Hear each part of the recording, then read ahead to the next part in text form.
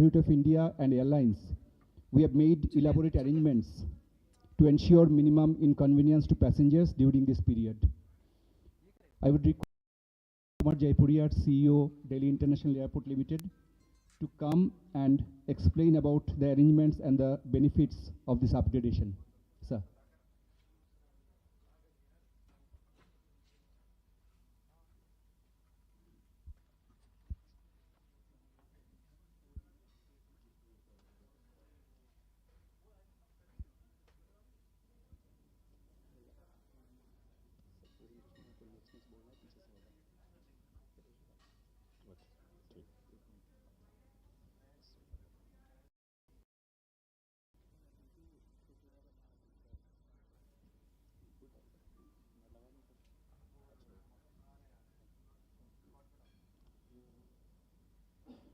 Okay, good afternoon. Good afternoon, everyone. And basically, I'm going to share with you a short presentation.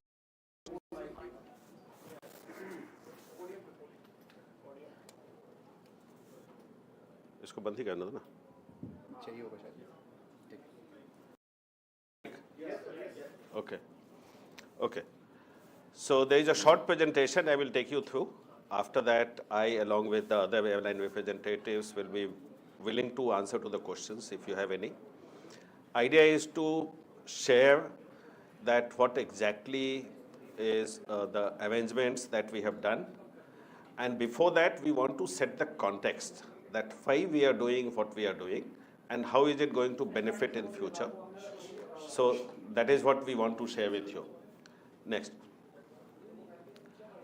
So if we talk about runway 1028, and I will show you the exact position of runway 1028.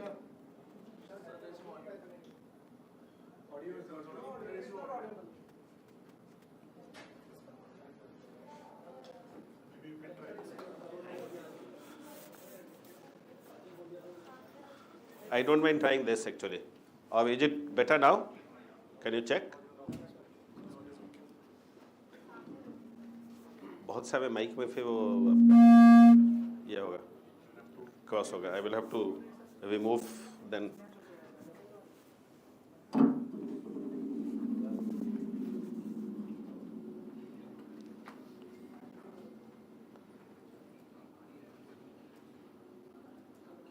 So how are we going to handle this?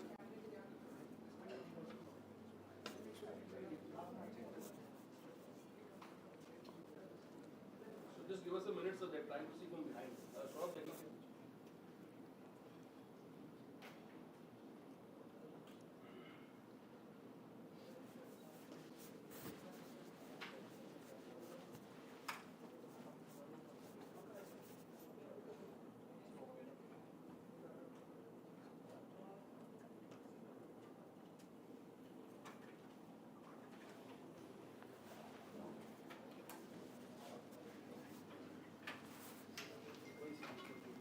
यहाँ से.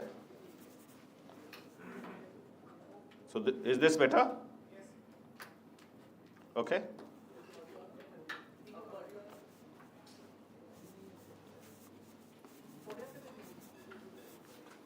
तब उधर नहीं देख के ही देख के सकता हूँ.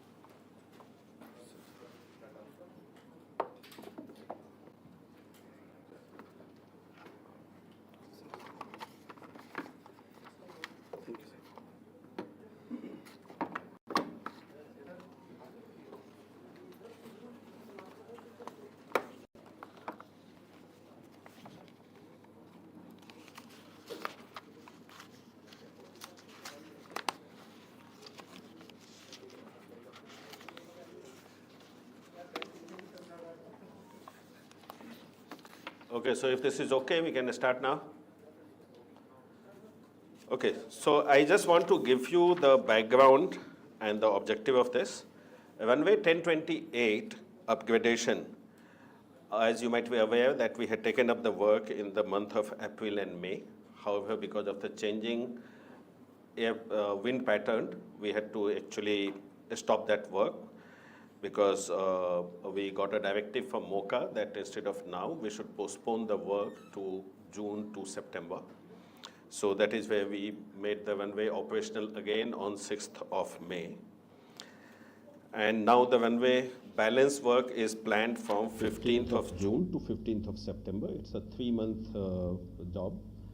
And this is something which has been agreed with all the stakeholders, including airlines and DGCA, Airport Authority, and MOCA.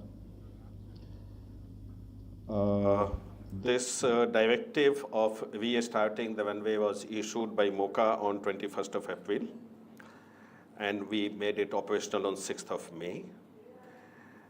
We have now worked with airlines to collaborate on slot adjustments and to accommodate revised arrival capacity, ensuring minimum passenger inconvenience. And the objective is to ensure optimum use of available runway capacity while maintaining on-time performance and minimizing the passenger disruption. So the presentation agenda next is I will just take you briefly through the runway layout or airfield layout. After that, I will also explain to you the mode of operation capacity in a 4-runway operation. Now we are into 4-runway operation. So in westerly mode and easterly mode, what are the various capacities available? And what happens during low visibility period, because all this preparation we are basically doing to handle our low visibility period, that is the fog period better. So why is that we need to have this intervention and how is it going to help during low visibility period is something that I want to share with you.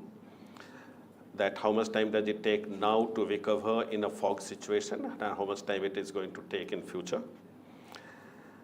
And once we shut 1028 for 3 months, after that, what is going to be the mode of operation and what are the various works that we are going to take up. And finally, after all the stakeholders have sat together and done the slot adjustment, what is the impact it's going to have on the frequency in some of the sectors? I will share with you that.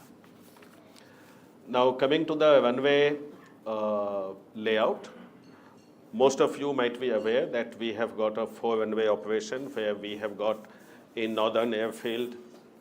Okay, it's difficult to move out from here. Okay, so in Northern Airfield, we have got 927, which is the northernmost runway, and then we have got 1028, and then we have got the new runway 11L29R, and then the southernmost runway, which is 11R29L, which was the 3rd runway, which was built by DIAL when we had actually taken over the airport. Next. If I look at the capacity in different scenario in the current situation, so in westerly mode of operation, when the wind is blowing westerly, we have got the outer 2 runways which are used for arrivals, and the inner 2 runways are used for departures. So arrival capacity of the 2 runways are 21 each in westerly mode. So overall 42 arrivals in an hour is the rated capacity. And departure, we have got higher capacity at about 55, 56 departures can take place in an hour. In easterly mode, the mode of operation actually changes. And in fact, the runway 9, in fact, becomes a departure runway. And 10 and 11R becomes arrival runways. But here also the capacity is maintained in easterly mode if there is no other interference from the LVP point of view. So we still will have 42 arrivals and 55 departures which are available. This is just an animation of the same thing. So this is the green ones are the arrival ones and the red ones are the departure ones. So this is how actually it operates in the westerly flow, where the outer two runways are used for arrivals and the inner two runways are used for departures. Next. And this is how it happens in the easterly mode, where then runway 10, which is this runway, is actually used for arrival, as well as 11 R is used for arrival.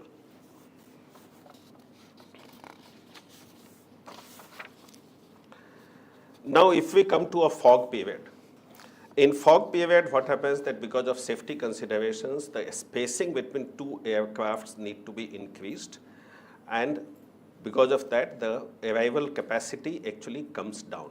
So the 21 arrivals that we showed you actually comes down to 15 to ensure that there is enough safety distance that is maintained between the two subsequent arrivals.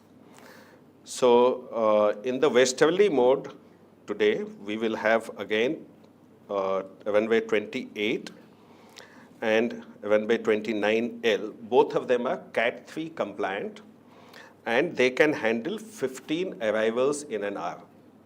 And departures are then handled by 27 and 29R, and the total departure capacity that time is 35.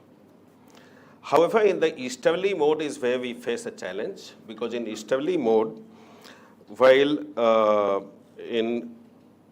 for arrival, we have only one runway, that is 11R, which is available, which has got Cat 3B compliance. So that reduces the total arrival capacity to 15.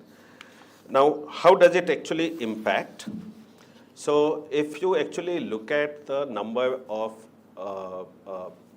operations that needs to be compromised, then 42 is my arrival in westerly mode in a normal situation, whereas in fog season, that gets reduced to 30. So there are 12 arrivals which have to be either held back at the origin or in the air.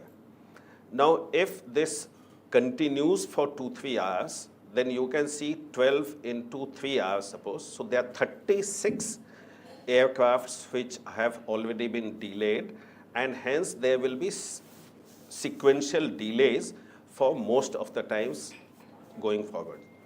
So what I am showing in the next slide is that if there is a fog between morning 5 a.m. till 10 a.m. intermittent fog, it is never that you always have got a continuous same level of fog. But suppose it disturbs the runway operation between 5 a.m. to 10 a.m., which is more likely the scenario. That's the worst case scenario in most of the winter season.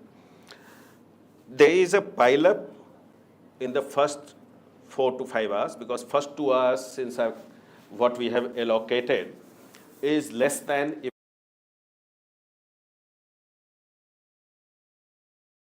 happening.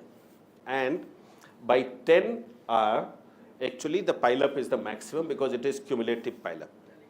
After that, since my arrival capacity is higher than the capacity that has been allocated, so then there is a recovery period that happens. So typically, if I give you a approximate figure, so every hour of fog disruption takes next 3 hours for us to come back to normal operation because of safety issues, because the space between two aircrafts have to be maintained at a particular level. This actually becomes much worse if there is easterly operation. So easterly operation, the recovery time is double. So every hour of fog disruption actually takes us 6 hours to recover. Because right now we don't have Cat 3 operation on the runway 10 side. We have only at 11R side. So that is where the capacity of arrival is 15, and hence the cumulative delays actually increases, and it takes us then 6 hours for every hour. So even if there is 2 hours of fog disruption, the whole day is gone, and that has got impact not only on Delhi airport, but also all the other airports because of the rotation issue of the aircrafts. So this is one of the key reasons why it was important for us to upgrade runway 10 to Cat 3B so that the operation disruption during fog season is minimized. Now, what happens once we actually start this work? Because 15th June is when we are planning to take runway 1028 out of operation. It will be out of operation for 3 months. And then on the runway 10 side, there will be Cat 3 provision that is getting done. As well as this also gives an opportunity for Airport Authority of India to upgrade the ILS, because the ILS that they were currently using is already out of life. So we have clubbed both the work so that there are no multiple disruptions that happens.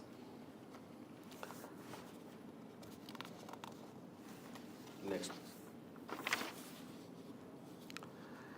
And reduced arrival capacity, I think we have talked a lot about this, because this typically is in easterly mode, because while we have got 4 runways, but 2 runways are converging. So typically you have got only 1 arrival stream. That is why I cannot use 9 side as well as the 11 side for arrival, because typically they merge at a distance of about 3 nautical miles. 7 miles. 7 miles outside they actually are converging. So that way just a stream of aircrafts that come in, and then they get divided into the 2 runways for arrival.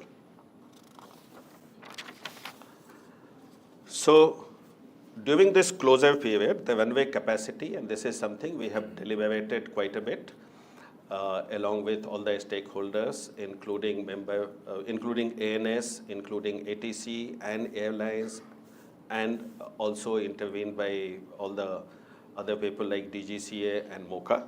So we have said that in westerly mode, then runway 27 will basically operate in a mixed mode, where there will be approximately hourly basis 21 arrivals and 14 departures. And 29R will be only dedicated to departure, and 29L for arrival. So if you see, then my arrival capacity is 42, which is what currently we operate. So westerly mode, there is no challenge in terms of arrival. In easterly mode is where there will be a constraint. So that is where in runway 9, our arrival is going to be restricted to 16. And in 11R, which is another runway that can be used for arrival, the capacity will be 16. So constraining factor here will be 32 arrivals. So from 42 arrival capacity, it will come down to 32 arrival capacity. So what we have, okay, and before that, what are the type of work that we will do during this period? I will just take you through that. So ILS equipment, which is due for replacement because it was end of life, that will get completed. And arrival capacity during fog in easterly mode, where the capacity was only 15, that will also get upgraded to 30. And hence the recovery time during fog season is going to be that much better. And daily ATM during easterly mode during fog is going to be 30. And since ILS had to be replaced, so we actually tried to match our timing with that to cause minimum disruption, as stated earlier. And during this period, traditionally, we have seen that the demand is comparatively lower. This is not a peak season, so we want to do this work firstly before peak season, that is the festivities start. Secondly, if we complete the work by 15th of September, it will start at a Cat 1 level, and after that there is a calibration that needs to be done, and AIP publication needs to be done. So all that calibration and AIP publication will take us some time, and by 27th of November, runway 10 will become Cat 3 compliant, which is just before the fog season. That is why the timing is that much more important. So the process that we have followed is that we have first aligned with Delhi ATC to finalize the reduced hourly arrival capacity profile. So typically the profile is 32 arrivals in most of the hours, with some 3 fire break hours which are inbuilt in. So fire break hours are something where suppose there is delays from the originating stations. In that case, you need after every 6-7 hours at least 1 hour where the load is comparatively low. So in fire break hours our capacity is 26. So there are 3 fire break hours that we have put, which will ensure that delays are minimized. We then actually analyze the current slot allocation hourly wise, that in which hour we are exceeding 32 and in which hour we have got the capacity to take more. And we gave that feedback to airlines, and airlines have had to work really hard because it's about rotation of all that aircraft to various locations. So it was not only these many changes, but that multiplied by 5 changes actually that airlines had to do. So it was not an envious job, but they have actually worked hard to make sure that we are actually able to meet the capacity constraint. And based on that, a proposed slot adjustment plan was shared. And this was actually, this has already, I think, been shared with DGCA, and the new timings also have been filed with DGCA. Now, next slide basically talks about that what is the process that we have gone through. It has been an elaborate process with multiple meetings chaired by Minister of Civil Aviation, by Secretary Civil Aviation, by Airport Authority of India, which has been attended by all the stakeholders, including airlines. And then we have actually reached at the final plan as far as the new schedules are concerned. So just to share with you the final outcome of this, there were 100 arrivals that had to be adjusted. That is, they were exceeding that 32 and 26 limit. So they had to either shift it to an hour where there was capacity, which was less than 32, or we had to cancel those slots in advance so that the passenger convenience is paramount. So we were able to do about 43 rescheduling, and 57 arrivals had to be cancelled. Now, if you put this in the perspective that we have got 700 arrivals in a day, what we are talking about is about 7.5% of cancellations. And in normal operating day, you typically will have 3 to 4% cancellations. So it is not something which is majorly going to disrupt. Why is it going to be different from last time is that last time we had not done this rescheduling, so cascading impact in terms of the delays of flights were many.